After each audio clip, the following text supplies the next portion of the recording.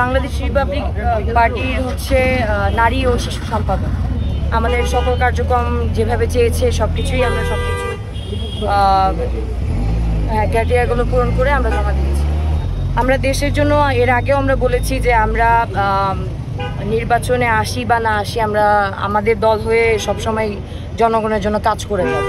এটাই আমরা নিবন্ধন পাওয়ার আগে বা পরে আমরা আমাদের কাজ করে যাব। আপনারা আমাদের দলের দিকে চোখ রাখতে থাকেন, এটাই বলবো।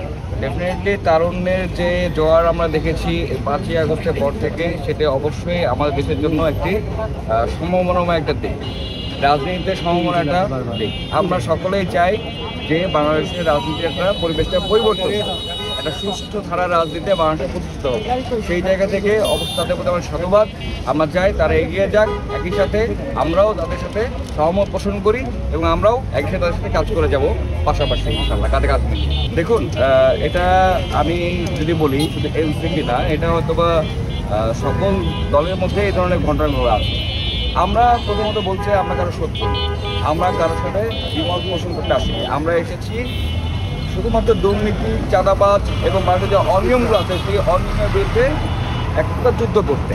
সেটা এনসিপি হোক, সেটা আমাদের যদি বিএনপি হয় বা অন্য যে কোনো দল হোক না কেন, ইভেন যদি বলেন যে আমার দলের মধ্যে যদি করে থাকে, আমি সেটার বিরুদ্ধেও প্রতিবাদ জানাবো। তো আমাদের লক্ষ্য হচ্ছে জনগণের কাজ করা এবং সেই জনগণের কাজ করে আমরা করে যাবো মানুষের পাশে, যেটা মানুষের জন্য যেটা ভালো হবে, দেশের জন্য যেটা ভালো হবে। আপনারা জানেন যে আমরা একসময় দেশের সেবা দিয়ে এসেছি, আমরা চাইবো দেশকে ঠিক একইভাবে সেবা দিতে। সেই জায়গা থেকেই আমরা চাইবো সকল প্রকার দুর্নীতি, চাঁদাবাজি এবং অন্যায়কে প্রতিরোধ করতে।